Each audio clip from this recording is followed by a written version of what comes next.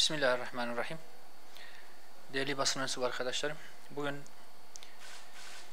tek gündem maddesiyle karşınızdayız. Malum Filistin'de seçilmiş meşru Başbakan İsmail Haniye İran'da korkakça ve alçakça bir saldırıyla önceki akşam şehit edilmişti. Bu konu üzerinden bir takım değerlendirmeler yapmak ihtiyacı hasıl oldu. Hüdapar adına konunun önemi, sürecin hassasiyeti üzerine bu basın açıklamasını yapma ihtiyacı duyduk. Bu vesileyle katılımınızdan dolayı da ayrıca teşekkür ediyorum. İsmail Haniye'nin şehadeti mübarek olsun, hayırlı olsun. Allah-u Teala Filistin davasının zaferine vesile kılsın. Allah-u Teala bu şehadet sonrasında İslam ümmetini ve Filistinli kardeşlerimizi büyük bir zaferle sevindirsin. Siyonizmin arkasında duran destekçilerinin de kahru perişan olmalarına, mağlup olmalarına, darmadağın olmalarına vesile olsun inşallah. Şüphesiz ki hepimiz İsmail Haniye'yi çok iyi tanıyoruz, ödediği bedelleri biliyoruz. İslam davasına olan sadakatini, mücadeleyle geçen ömrünü hepimiz biliyoruz. Ailesinin neredeyse tamamı katledilmiş, şehit edilmişti. En son kendisi de katledilerek ve şehit mertebesiyle ailesinin yanına gitti. Rabbim şehadetini bir kez daha mübarek etsin. Bu olayın değerlendirilmesi, sonuçları çok önemli. Bunların iyi okunması, iyi tahlil edilmesi lazım. Ve bu olayın ne anlama geldiğinin de iyi değerlendirilerek İslam ümmeti tarafından özellikle doğru sonuçlar çıkarılması, doğru adımlar atılması gerekir. Biz 29 Şubat günü basın mensuplarına Gazze beyannamemizi ilan etmiştik.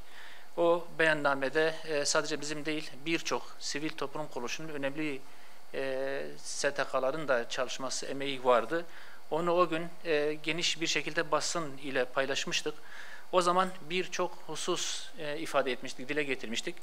Birçok atılması gereken adıma değinmiştik. Hem toplum anlamında, toplumsal tepki anlamında hem uluslararası sahada devletlerin atması gereken adımlar olarak, hem İslam ümmetinin atması gereken adımlar olarak ve hem özellikle de Türkiye'nin atması gereken adımları orada net ve açık bir şekilde ifade etmiştik. Biz inanıyoruz ki eğer o zaman o adımlar atılsaydı durum şu anda bulunduğumuz noktaya gelmezdi. O zaman ifade ettiğimiz hususların, o ifade ettiğimiz adımların ne kadar önemli olduğunu bugün bir kez daha net bir şekilde anladık. Eğer o zaman o adımlar atılsaydı, Siyonizme ve Siyonizmin dünyada insanlık için oluşturduğu tehlikeye yaptığımız işaretler hakkıyla anlaşılsaydı ve bunun akabinde o adımlar atılsaydı bugün ödenen bu kadar ağır bedeller ödenmez. Soykırım bugün geldiği noktaya çıkmaz. Bu kadar ağır bir fatura hasıl olmazdı, ortaya çıkmazdı. Neticede her gün ödenen bedeller daha da ağırlaşıyor. Soykırım her geçen gün çok daha ağır boyutlara çıkıyor. Her gün yüzlerce, binlerce insan, kardeşimiz, çocuklar, kadınlar, masum insanlar, siviller katlediliyor. Bu sürdürülebilir bir durum değil. Siyonizm vahşetinin geldiği noktanın da sürdürülebilir olmadığı herkesçe malumdur. Bugün Siyonizm bütün dünyaya savaş açmış bir durumdadır. Hiç kimsenin durduramadığı kontrolsüz bir güç noktasına gelmiş. Hepinizce malum son 24 saat içerisinde tam 5 ülkeye saldırılar düzenledi. İran'a, Lübnan'a, Filistin'e, Suriye'ye, Irak'a peş peşe saldırılar ve suikastler düzenleyerek bütün dünya için, bütün İslam toplumu için, bütün insanlık için nasıl büyük bir tehlike, nasıl büyük bir tehdit olduğunu bir kez daha ortaya koydu, kanıtladı. Dolayısıyla biz bugün atılması gereken o adımları bir kez daha ifade etmek, o çağrımızı yenilemek, 29 Şubat'ta yayınladığımız Gazze beyannamemizi bir kez daha biz sizinle paylaşmak ve atılması gereken adımları bir kez daha hem Türkiye kamuoyuna hem Türkiye'ye hem İslam ülkelerine hatırlatmak isteriz ki bugün dahi bu adımlar atılırsa sorunun ciddi anlamda çözüleceğini hep beraber göreceğiz. Özetle ne demiştik o gün? Bir kez daha ifade etmek isterim. Biz o zaman ısrarla demiştik ki bu savaş İsrail çetesi ile Filistin savaşı değildir. O zaman biz ısrarla diyorduk ki Siyonizm insanlığa savaş açmıştır. İnsanlık için çok büyük bir tehdittir. Bu şekilde bir teşhisin, bir tarifin konulması lazım. Siyonizm bütün dünya için bir tehdittir ve özellikle insanlığı tehdit edecek bir noktaya gelmiştir. Siyonizmin savaşı yine o zaman demiştik sadece Filistin toprağı ile sınırlı değil. Onların hedefinde Arz-ı Mevud denen bir safsata var, hepinizce malum. Arz-ı Mevud'un anlamını da hepimiz biliyoruz. Bu şu anlama geliyor: İsrail'in savaşının sadece Filistin'de değil, Irak ile, İran ile, Türkiye ile ve Suriye ile, bu Arz-ı Mevud sınırlarına dahil olan bütün ülkelerle ciddi anlamda bir savaş halinde olduğunu net olarak ortaya koyuyor. Yani her ne kadar şu anda savaş, çatışmalar Filistin ve Gazze'de odaklanmış olsa dahi aslında İsrail çetesinin savaşı bu 5 ülkeyle ve bütün İslam ümmeti iledir. Şu anda bu 24 saat içerisinde 5 ülkeye yaptığı saldırılar da Siyonizmin savaşının özellikle bu 5 ülkeyle, daha geniş kapsamda ise bütün İslam alemiyle olduğunu net olarak biz bir kez daha görmüş olduk. Şöyle bir durum da söz konusudur. Bunu zaten biz evet ifade ediyorduk, deklare ediyorduk ama Siyonizmin kendisi de, İsrail zaten bunu hiçbir zaman gizlemedi.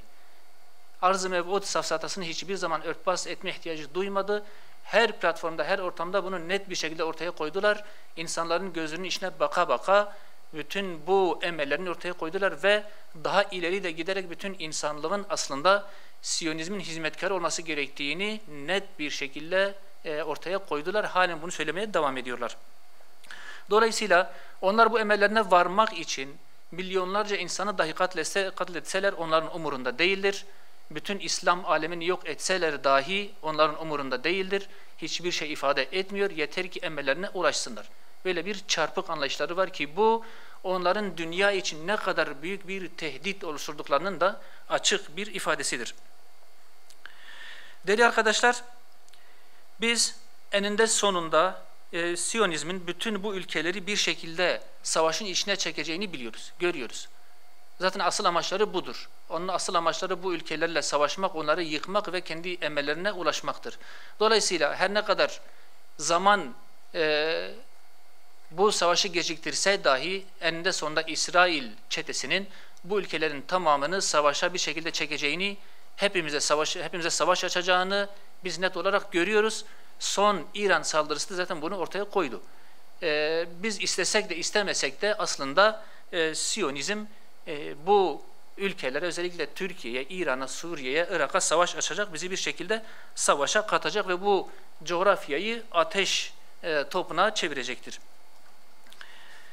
Değerli arkadaşlar, bu nedenle biz ısrarla Hüdapar olarak diyoruz ki bunun hepimiz farkında olmak durumundayız.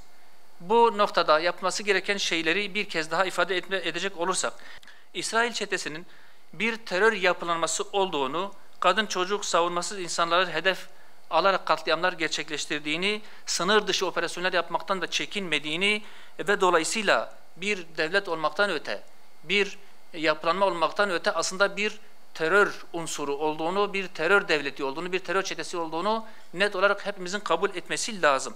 Ve bu noktada bütün ülkeleri tehdit ettiğini, bütün insanlığı tehdit ettiğini de bizim kabul etmemiz lazım. Özellikle buna tepki gösteren ülkelerin artık Türkiye, İran, işte Suriye, Irak ve diğer İslam ülkelerinin, hatta İslam ülkelerini aşan diğer ülkelerinde, dünyada var olan diğer ülkelerin de buna terör devleti yaftasının, etiketinin isminin konulması gerekiyor. Artık bir devlet olarak tanımanın ötesinde bunun bir terör yapılanması olduğunu kabul edilmesi ve işe buradan başlanması gerektiğini biz bir kez daha ifade ediyoruz. Ki nitekim şu anda uluslararası sahada da zaten bu artık kabul gören bir şey. Adalet Divanı'nın, Lahey Adalet Divanı'nın verdiği kararlar ve açtığı davalar da bu çetenin, bu yapılanın bir terör unsuru olduğunu, bütün insanlığı tehdit ettiğini, soykırım yaptığını, masum sivil insanları katlettiğini zaten kabul etmiş bir durumdadır. Dolayısıyla bundan sonra yapılması gereken şey bunun bir terör devleti olduğunun, terör şebekesi olduğunun kabul edilmesidir. Biz net olarak bir kez daha gördük ki Siyonizm çetesinin durdurulmasının tek yolu yalnızlaştırılması, şu ana kadarki ilişkilerin hepsinin gözden geçirilmesi, mahkum edilmesi, kuşatılması ve bütün sahalarda tek başına bırakılmasıdır. Bu yapılmadığı müddetçe bu çetenin durdurulması mümkün değil. başta Türkiye ve diğer dünya ülkeleri bu Siyonist çetenin bir terör yapılması olduğunu deklare etmelidir. Bu yapılmadığı müddetçe yapılacak diğer bütün etkinliklerin, tepkilerin, faaliyetlerin de bir faydasının olmayacağını biz bugüne kadar geçen süreçte net olarak zaten gördük. Devlet olarak tanımaktan da herkesin, yani onu tanıyan ülkelerin vazgeçmesi lazım ikinci adım olarak. Başta Türkiye. Çünkü malum Türkiye İsrail'i devlet olarak ilk tanıyan ülkelerden bir tanesidir. Dolayısıyla şimdi bütün bu soykırımdan sonra, bu katliamdan sonra, bütün bu coğrafyayı attığı tehlikeden sonra artık Türkiye'nin de bu kararını gözden geçirmesi, tanımasını geri alması, bir terör yapılanması olduğunu kabul ederek bütün ilişkilerini ve bakış açısını buna göre düzeltmesi gerekiyor. Bu ne anlama geliyor? Bunun anlamı da şudur: her türlü siyasi ilişkinin kesilmesi. Bu da elçilik, maslahatgüzar, büyükelçi ya da işte her ne şekilde hangi o derecede ilişkiler varsa bunların hepsinin iptal edilmesi, görevlerin geri çekilmesi ve siyasi anlamda var olan bütün münasebetlerin kesilmesi anlamına geliyor ki bu şu anda belki Türkiye'de bazı sıkıntılar var, bazı ilişkiler kopuk durumdadır ama bunun tamamıyla kesilmesi, bütün münasebetlerin kaldırılması, devlet olarak tanıma anlayışının da bitirilmesi gerekir. Aynı şekilde direkt ve dolaylı olarak her türlü ticari ilişkinin de kesilmesi lazım. Bu sadece Türkiye için değil, bütün İslam ülkeleri için söz konusu olmalıdır. Körfez ülkelerinin, İsrail'e ticaret yapan bütün İslam ülkelerinin direkt veya dolaylı bir şekilde İsrail'e yapılan bütün ticaretlerin kesilmesi lazım. Birçok tepki ve gündemden sonra Türkiye her ne kadar ticaretini kestiğini deklare etmiş olsa dahi biz bir şekilde ticaretin devam ettiğini biliyoruz. Bu direkt devlet anlamında bir ticari ilişki olmasa dahi şirketler üzerinden, başka ülkeler kullanılarak onların üzerinden, üçüncü aracı ülkeler üzerinden bir ticaretin devam ettiğini ve Siyonist çetenin ayakta kalmasında halen Türkiye'nin bir katkısının, bir rolünün olduğunu biliyoruz. Bunların hepsinin velev sivil toplum olsun, velev ticari şirketler olsun, velev resmi ticari ilişkiler olsun, bunların hepsinin kesin bir tavırla kesilmesi, bunların bitirilmesi lazım. Diğer atması gereken önemli bir husus da şudur: Türkiye ve bu soykırıma karşı tavrını ortaya koyup bunu bitirmek isteyen bütün ülkelerin hava sahalarını İsrail'e kapatması gerekiyor. Bu ister askeri uçuşlar olsun, ister sivil havacılık olsun, hiçbir şekilde İsrail uçaklarına, İsrail'e giden uçaklara bu hava sahasının kullandırılmaması lazım. Bu çok önemli bir adım. Şimdiye kadar böyle bir şey yapılmadı. Türkiye'nin bu noktada da üzerine düşeni yapması, öncülük etmesi ve böyle bir yol açılması lazım. Buna birlikte diğer bütün İslam ülkelerinin de bunu gerçekleştirmesi gerekiyor. Yine diğer bir husus, malum ülkeleri ayakta tutan en önemli unsur bugünkü dünyada enerjidir ve şu anda İsrail'e akan petrolün, enerjinin önemli bir kısmı Türkiye üzerinden gidiyor. Bu ister Türkiye'nin kendi ticareti olsun, ister boru hattı veya da taşımacılık anlamında diğer ülkelerden İsrail'e aktarılan petrol olsun. Neticede Türkiye üzerinden gidiyor ve bunun önemli bir kısmı BOTAŞ'ın yaptığı bir taşımacılık olduğunu da hepimiz biliyoruz. Türkiye bu taşımacılığı derhal kesmelidir. Bunun bu saatten sonra hiçbir izahı, hiçbir gerekçesi olamaz. Hiçbir ruhsatı olamaz. Çünkü oraya giden petrolle, enerjiyle onların sanayisi, askeri yapılanması tamamıyla ayakta kalabiliyor. Katliamlar bu şekilde devam ediyor ve onların güçlerini biz kendi elimizle beslemiş oluyoruz. Bizim petrolümüz olmasa dahi, velev ki başka ülkelere kendi paramızla, ticari mantıkla biz aracılık etsek dahi Türkiye'nin oraya, Türkiye üzerinden gönderilen petrolü kesmesi gerekiyor. Bunu biz şimdi bir kez daha ve ısrarla Türkiye yetkililerine çağrıda bulunuyoruz. Bu petrol taşımacılığının bir an önce durdurulması lazım. Değerli arkadaşlar, bu adımlar atılmadan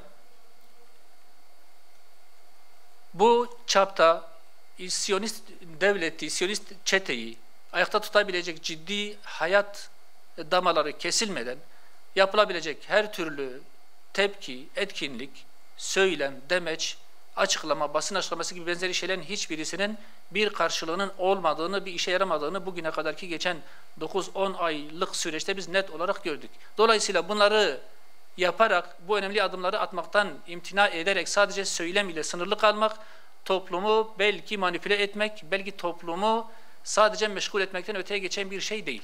Bunların katliamların durmasına bir katkısı yoktur. Bunların Siyonist çetenin durdurmasına yönelik bir katkısı yoktur ve bunlar hiçbir şey ifade etmez.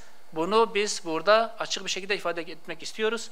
Yetkililer katliamı durdurmak istiyorlarsa bu adımları atmalıdır ve karşılığı olmayan, bir caydırıcılık ifade etmeyen söylem ve tepkilerden de vazgeçmelidir. Yine bunun çok önemli bir göstergesi de sık sık gündeme gelen üslerdir. Bunu da hatırlatmadan ve ifade etmeden geçmek istemiyoruz.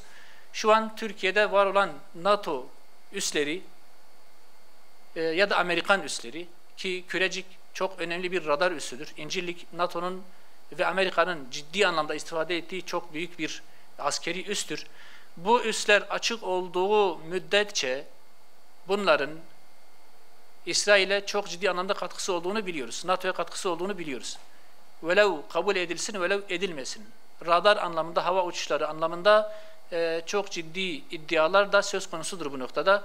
Bu üsler kapatılmadığı müddetçe Türkiye'nin söylem noktasında, demeç noktasında, tepki anlamında yaptıklarının bir karşılığının, bir anlamının olmadığını biliyoruz.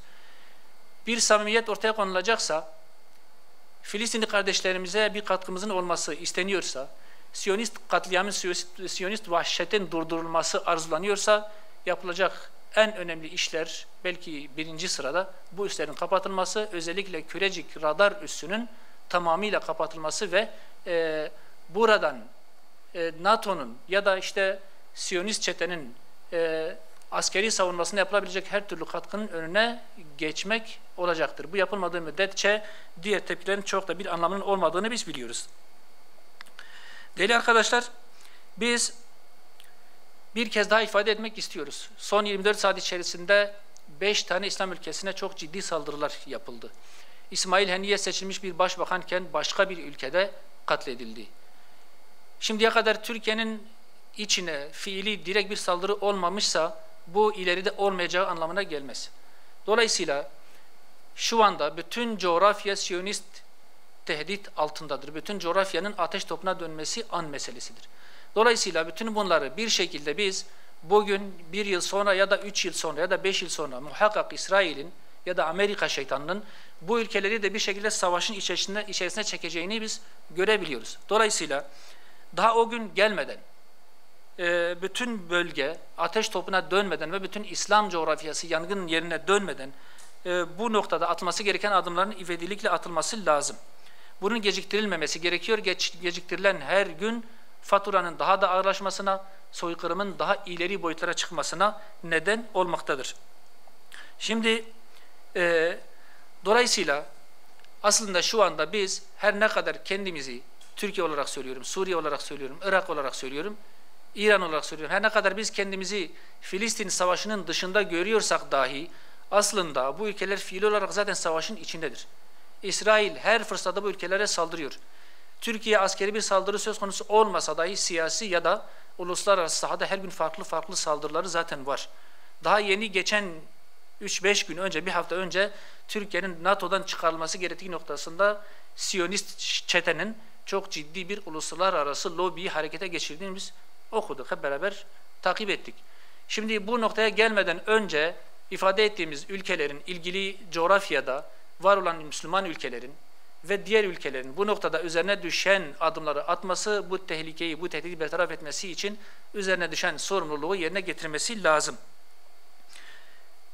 Şimdi bunun ne şekilde olacağını bu ülke yöneticileri aslında çok iyi biliyorlar. Her ne kadar isim koymasalar dahi bir ciddi anlamda bir işbirliğinin olması lazım. Siyonizme karşı bir ortak aklın harekete geçmesi lazım. Siyasi, askeri ya da işte iktisadi farklı içerikler ile içi donatılmış, doldurulmuş ülkeler arası paktlar kurularak bu Siyonist çete için tedbirler alınmalıdır. Eğer böyle bir süreç işletilmezse bütün bu ülkelerin gelecekte çok ciddi bir savaş ve kaos tehlikesiyle karşı karşıya olduğunu ve bir şekilde savaşa dahil edileceğini hepimiz biliyoruz. Irak'ı, Suriye'yi, İran'ı, belki Filistin'i bekleyen akıbet muhakkak ki Türkiye'yi de bekliyor. Biz artık bunu daha net bir şekilde görebiliyoruz. Daha önce belki tahmin edilirdi, daha önce belki öngörü olarak söylenilirdi. Ancak bugün bu öngörüden ziyade, bu fikirsel bir düşünceden ziyade artık bir realite olarak, net olarak görülen bir hakikate dönüşmüş durumdadır. Toplumsal anlamda ise, sivil anlamda ise halkın yapabileceği çok fazla şey var. Müslüman toplum olarak elbette bu görevlerin yerine getirilmesinden biz imtina edemeyiz. Müslüman toplumumuza, özellikle bu konuda hassasiyeti bilinen Türkiye'de yaşayan bütün kardeşlerimize çağrımız da şudur: meydanların boş bırakılmaması lazım. Tepkilerin ısrarla devam etmesi lazım. Özellikle Şehit İsmail Haniye'nin son vasiyetini muhakkak hep birlikte bizim yerine getirmemiz gerekiyor. Malum daha son gece, son bir gün önce mi, 2 gün önce mi yaptığı çağrıda 3 Ağustos'ta bütün Müslümanların, dünya çapındaki bütün Müslümanların bugün, yani 3 Ağustos günü sokaklara dökülmesi, bunun direniş günü ilan edilmesi ve Filistin için ayağa kalkmasını vasiyet etmiş, talep etmişti. Dolayısıyla bizim burada Şehit Başbakan İsmail Haniye'nin bu vasiyetin yerine getirme çağrısını biz de burada sizin aracılığınızla ifade etmek istiyoruz. Bu çağrıyı buradan yapmak istiyoruz. Türkiye'de bütün Müslümanlar 3 Ağustos günü İsmail Haniye'nin vasiyetini yerine getirmelidir. Hep beraber bizim sokaklara, meydanlara inip meydanları doldurmamız lazım. Yine boykot noktasında da yapılması gereken birçok şey var. Müslüman halkın bu boykotu ısrarla sürdürmesi lazım. İsrail'e destek veren hiçbir firmanın, velev ki ciddi anlamda ihtiyaç olsa dahi, ki böyle bir durum şu anda söz konusu değil, dünya kadar alternatif ürün vardır. İsrail'e destek veren hiçbir firmanın malzemesi, ürünü alınmamalı. Bu firmaların iflas etmesi sağlanmalı ve piyasadan çekilmeleri sağlanmalıdır. Bu da bizim her ne kadar küçük görsek dahi aslında yapılabilecek çok önemli bir şeydir. Halk anlamında söylüyorum. Bunu da bizim toplumumuzun esirgememesi lazım. Bu vesileyle bu çağrımızı da yenilemiş oluyoruz.